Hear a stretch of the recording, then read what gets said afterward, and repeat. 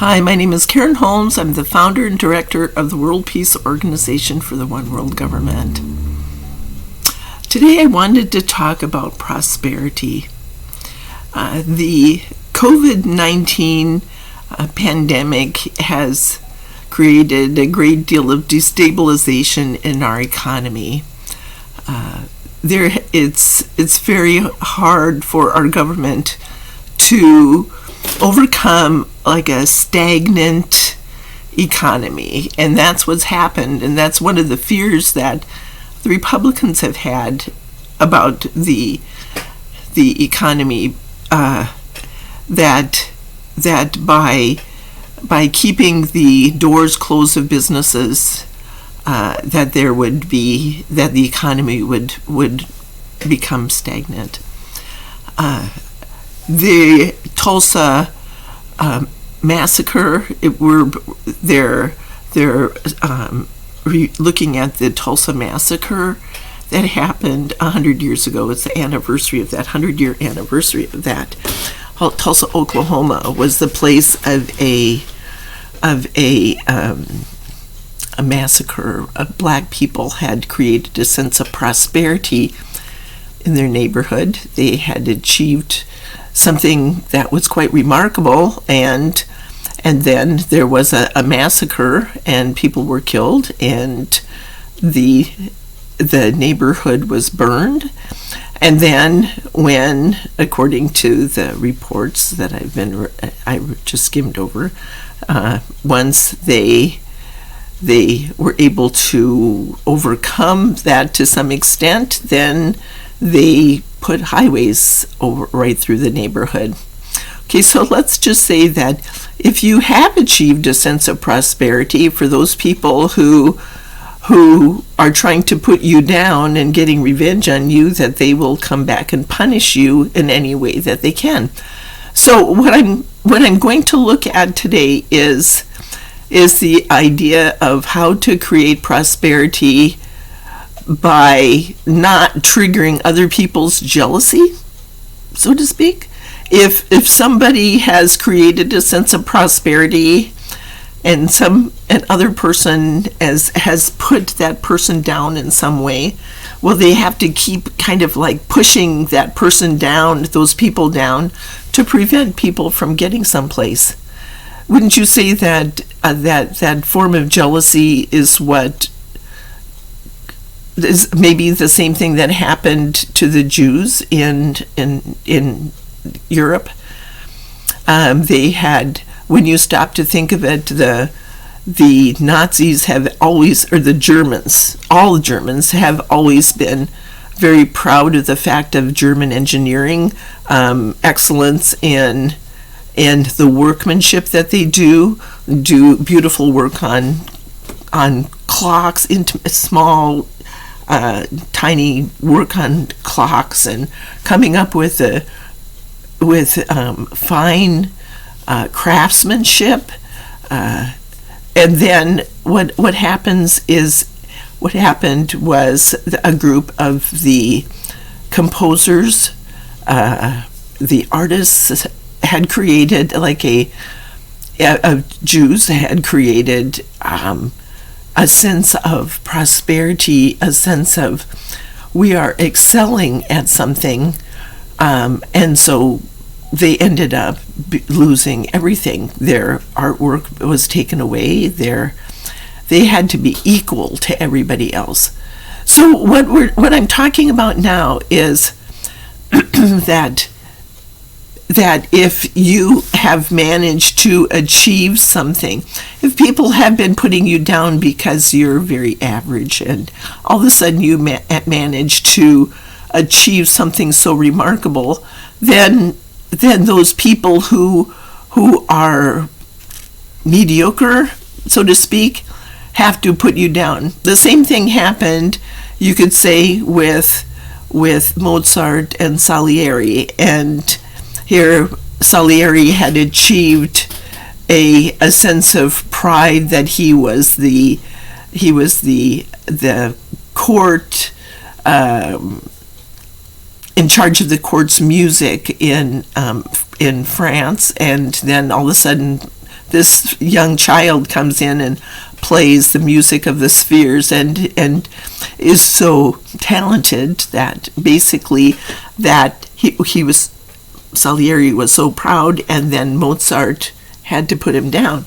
So what I wanted to do was talk about how to create a global renaissance without this reaction where somebody has to always put you down and just try to destroy you and pave over your accomplishments like they did in Tulsa.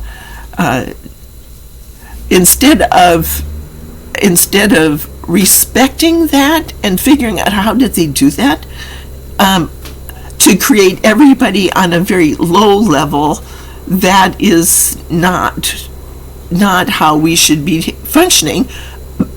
We should figure out how everybody can function on a very, very high level, and work to create a global renaissance so that everybody is functioning that way. And our organization has several projects where we are doing that. One of them is our rift cards to help overcome the rifts, these traumatic events like the Tulsa Massacre. How about Nazi Germany? How about France with Mozart and Salieri? How about if we look at that idea and say everybody should be functioning on a very high level, and we are going to start with, figuring out how that can happen. Let's consider our government proposal with the United States and England and Iraq.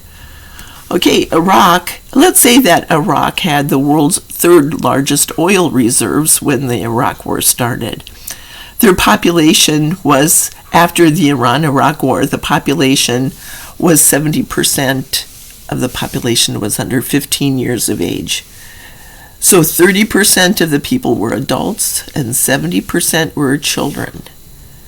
Okay, so after the war, let's say most of those people were probably women and children. Okay, so they had never really been able to achieve anything. But after the war, they had started to get back on their feet again. And then the United States decided that our government was going to go in and take those oil reserves because we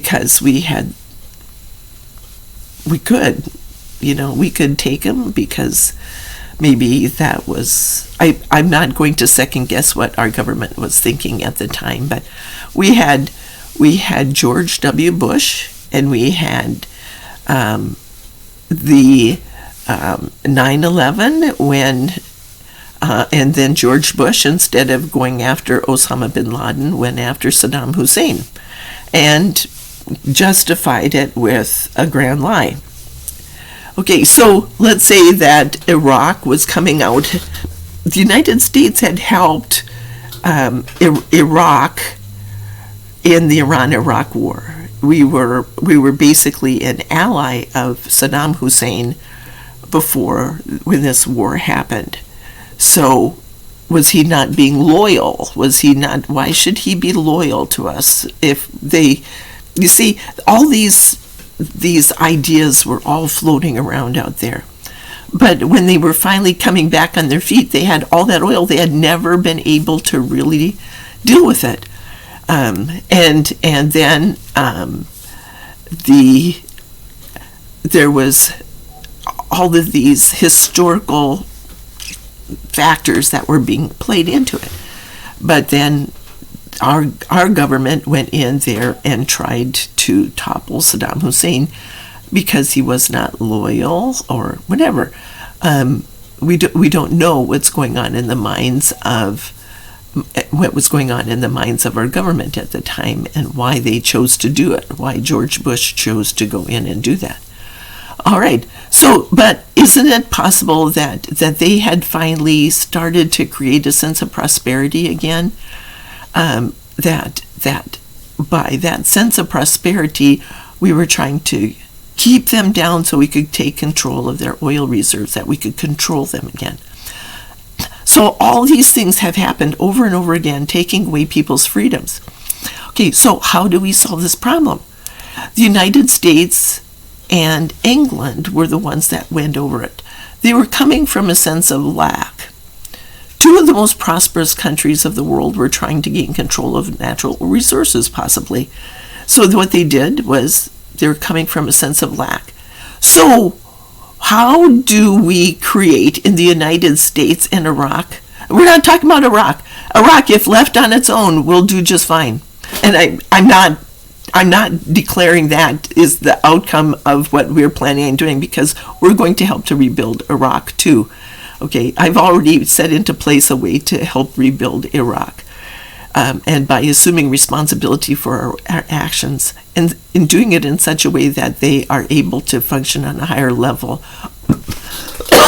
excuse me, without being punished, okay, for being able to rise out of their ashes. Okay. So we're going to allow the United States and Iraq to have a sense of prosperity, overcoming the sense of lack. So now think about all the people in the world who are punishing other people because they have the audacity to rise out of the ashes. Okay? All right. So how do we do that? We make it the same idea. What is Donald Trump promised a sense of prosperity for the United States? We're going to make America great again. We're going to make America prosperous again. Isn't that what great means for Republicans, is powerful and prosperity? Sense of prosperity. So we were coming from a position of lack and putting down the Muslims, putting down the Hispanic people who are coming across the border who've lost everything. Let's keep them in their places. Let's keep them down there. Let's take away their families. Let's take away this. It's like people coming out of the ashes, and they're going to come to the land of opportunity. We're not going to give them any money. We're not going to give them anything. We're coming from a position of lack, and therefore those people have to stay in a position of lack. Okay, coming out of the ashes. So how do we help the United States and England solve this problem? We find our niche, what we have. And okay, what do people have? What do we have in America? We are Americans, right? This is a land of opportunity, but how did people have a sense of what happens to the people who come, like the Hispanics who come here? They start Mexican restaurants and they all work together and they work hard, and then after 4 or 5 years they own houses and they have nice cars and they do all these things. Okay, it's a land of opportunity here, but we don't see it. Okay, but what made America great in the first place? That was our Constitution. What set us aside is our Constitution. Okay, we are endowed with our Creator, with certain unalienable rights. We have our unalienable rights. We have to stand on that idea. What our niche? If you are starting a business on Amazon, what is your niche? What do you do that nobody else can do? What sets you apart? What sets you unique from every other channel that is doing the same thing? What do you have? If you have a small store in a small town and everybody shops there, and then this big shopping mall comes in and takes all your business, what do you have that makes you unique that will allow the people to keep coming and shopping at your store? How can you avoid going out of business? Okay, you have to have something that makes you unique. You have to find that out, what sets you apart. Okay, what sets the United States apart, what made us a great nation, was our Constitution. And by using that and marketing our Constitution, all those other people who came here to be prosperous, to become that land of opportunity, basically what we can do is we can market that with those nations and allow those people to stay home within their own culture. Okay? If we want to, we don't have to build a wall around our country. We have to enable their home countries to have the same sense of opportunity that is here. Okay, we have to create a global renaissance that allows everybody to function up here, and that is, we have to start with ourselves and demonstrate our niche, and that is we're a industrial country, but how do we compete with China and India and all those other countries? How do we compete with German engineering? How do we compete with other industrial nations? We don't have to. Every country has its own culture and its own niche, but they just don't see it. Every individual has our own niche, and we just don't recognize it. If we're jealous because somebody else has something, do we have to put that person down, or do we have to recognize that that person has done something? What did that person do to reach that point? Okay, so you have all these people sharing information on the internet, on YouTube, and what have they managed to accomplish? Okay, the same thing. So in the United States, our niche is our Constitution. We can market what we have with other countries and enable them to function on a higher level too. So the first country that we're going to work to unravel the mess we made in Iraq with our exit strategy for Iraq. And then we're going to enable the Iraqi people to function on a higher level by being part of this international government. The international government will, let's say this, if disputes between nations are resolved in court rather than the battlefield, the monies that are wasted on war go to the people instead. Okay, if you're an arms manufacturer, you can manufacture anything. You don't have to manufacture arms.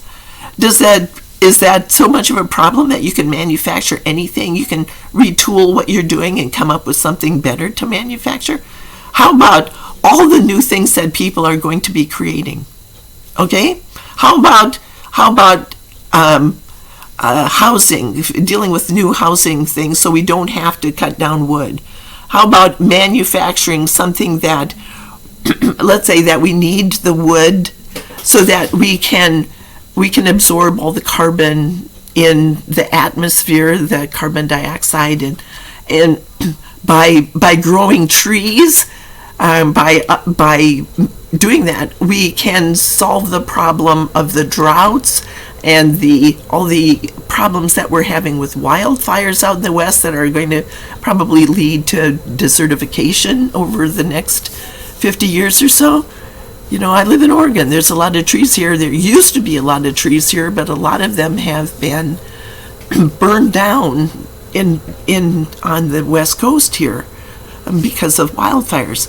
Okay, so what we have to do is we have to start to be smarter about what we have, and there are people who know how to do that. Okay, so the United States has our Constitution, and we can market that rather than agriculture or in industrial things. We can have our industry and use it to maintain our infrastructure and things like that, which is fine. No problem at all. Nobody will complain about building infrastructure that allows goods to be moved from place to place faster and more efficiently. Lower cost. We can take the money wasted on war and use it on the people instead.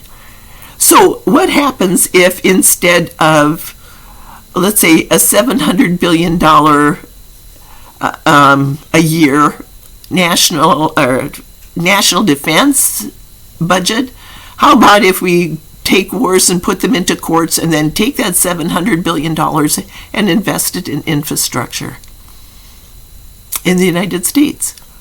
How about a fast rail system where we don't have to spend so much money. The gas, let's say, if I remember correctly, rail is more efficient than trucking. Okay, how about if you use the trucking instead of going long haul, where people have to travel long distances? How about figuring out a system where people can just ship most by rail and have it much more efficiently moved? Then how about traveling by rail and having it more comfortable, like Amtrak is setting up an Amtrak and things like that? If you're not in any hurry to get from one place to the other, traveling comfortably by rail is almost better than flying, and it doesn't use up so much fuel. Okay, we can leave the fuel in the ground, and I have an interesting invention that we're going to be introducing sometime in the future. It's a chemical formula. It's a formula that takes oil products, gas, instead of burning it up in internal combustion engines, we're going to turn it into fine cloth, like silk type cloth. It's something that is so a government that's based on oil-based can transition, keep its economy on a stable level without burning the oil up in internal combustion engines. Just a little tiny oil that's taken out every year will keep the economy, so they don't have to drill it out of the ground. Okay, so England their niche is based on conflict resolution. Believe it or not, their historic niche is based on conflict resolution. And when you find out about Oxford and Stonehenge and how unification and conflict resolution is their niche, I tease them. I leave comments, and I even sent out messages to their government and said, it doesn't make a lot of sense to put a tunnel under Stonehenge so that you can go really fast right by it on the 303A.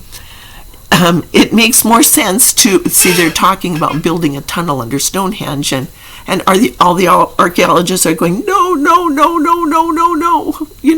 So then I said, well, you don't need to do that. So the people who are going, we need this,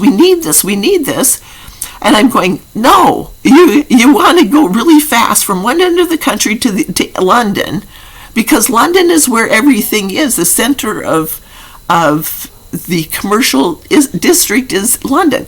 It shouldn't be, because your niche is in Stonehenge. We're starting history again, another stage of Stonehenge, a whole new stage based on conflict resolution. So I said, don't put a tunnel through there, just cut the 303A, cut that center out, and then put parking lots on either end.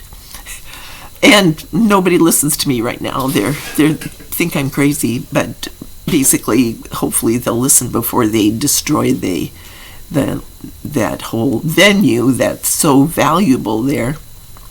They don't recognize what they have.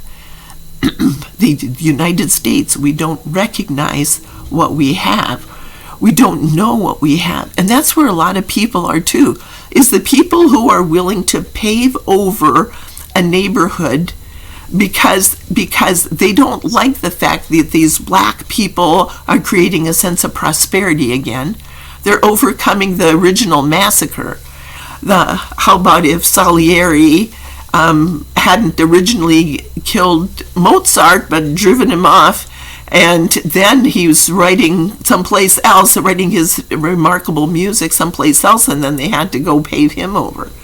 Okay, so the same thing with the Nazis. Okay, they drove the Jews out and they killed them, and they drove them to Israel, and they drove them to the United States. And why? Because they were jealous, they were proud of their engineering, and then they had to go stop somebody else from functioning on a higher level than they were. But basically what we want now is for everybody to function on a higher level. The first principle of a global renaissance is that everyone has to function from his or her own capacity. If you are working in a store and just having a job and coming home, or working home at a prison guard, imagine that if you have your own niche and you have your own dream and you're working at something that is so depressing as working in a prison. Good pay. We have a prison right down the road here, and people were glad to get into it, but it was to get good paying jobs. You know, when somebody like Donald Trump offers people good paying jobs, okay, so let's say that they want to build a big mine and pull out all these rare earth minerals and gold and everything. It's worth $1 trillion. Well, we're going to give you good paying jobs. Okay, why? Why do we need those minerals? Why do we need to dig a big hole in the ground just for good paying jobs? Why is that important? When once the mine is there over and over again, once the mine is played out, then it's gone. It's just a big hole in the ground, and the jobs are gone. It's a temporary boom, and then it's a bust. So we have to figure out how to avoid the booms and the busts. We have to figure out how to create a sense of prosperity for everyone, so that everyone can function on a higher level. And we're starting out with finding a niche for the United States and England, and then the next one will be finding a niche for Iraq, and then we're going to do it for Kuwait, and then we're going to do it for the Democratic Republic of Congo. All these places have to find their niche. We have to enable everybody to get their lives on a higher level. Third world countries oftentimes have a great deal of natural resources and they've never been able to do something with them because they've been held down. I'm a psychic. I'm a channel. My gift is to be able to communicate with anyone on the other side. I haven't been able to channel for 13 years because some people are jealous of me. They would like to keep me down and living on Social Security. A homeless person living on Social Security because they are proud of who they are and they want to stop this plan for world peace from coming about. I have experienced this myself. I would like to have everybody function on a higher level, and all the miracle things that have been happening in our organization have allowed certain people to function on a higher level. People who were just average people are now functioning on a higher level, and the sense of joy that's coming from it is remarkable. But for as long as people are standing and preventing people, they have their knee on your neck, they're pushing you down, those people will never ever create a sense of prosperity for themselves. You need to have if there is a massacre, what you need is your freedom. Okay, now let's look at this chart again right here. Okay, massacres, that's okay, I'll hold it like that. Massacres. The principle that is freedom, right? The principle that stops massacres is freedom. Freedom to create your own life. Freedom. So the first one is that intolerance leads to this sense of covert and overt actions. Okay, people are playing covert and overt actions, but then the second time around, they aren't able to overcome that. And then the third time around is when the massacres occur. So let's say that as the Tulsa Massacre was happening, that had to do with people losing their freedom to be able to create the life that they want. That's one of our inalienable rights. So all those people who believe in God, all those people in Oklahoma who are God-fearing people, they were taking away the unalienable rights given to them by God to live their life without interference. If somebody wants to create a sense of prosperity for themselves, is that a problem? No, because a sense of prosperity enables everybody to function on a higher level. You don't want mediocrity. You want everybody functioning on a higher level. Okay, so that's all I wanted to talk about today is prosperity. Everybody has to function from their own niche. So as we work with the United States to come up with that one thing that makes you unique. Oh, I wanted to tell you one more thing. We have another program called U.S. Survival Cards, and I'll talk about that in another video. It's all about how to create a sense of a dynasty, how dynastic families were able to rise out of poverty by creating a dynasty. That's what we're going to talk about in the next one. Okay, so how dynastic families who were able to function on such a high level, like let's say the DuPonts, the Rockefellers, the Rothschilds, all of those great dynastic families. Not saying that they're good or bad. I'm not putting a judgment on anybody. You might say, well, they did terrible things or whatever. I'm not going to put any kind of thing on anybody. That is not my sense of judgment. You might argue with me about this, but wouldn't it be better, instead of arguing with me, that you start to figure out how they did it from the standpoint of creating a niche? Okay, so now I ask you to like, share, and subscribe. If you know somebody who basically is struggling a little bit in terms of not so much being held down, because once the foot is removed from the back of your neck, or the knee is from your neck, you should be able to function on a higher level by just being left alone. Okay? I'm talking about the people who are so jealous that they're putting their foot on somebody else's back. So to find what makes them unique, and we're going to talk about that with our exit strategy for Iraq and our England and the United States. Okay, so like, share, and subscribe, but most of all, share. Thanks for stopping by.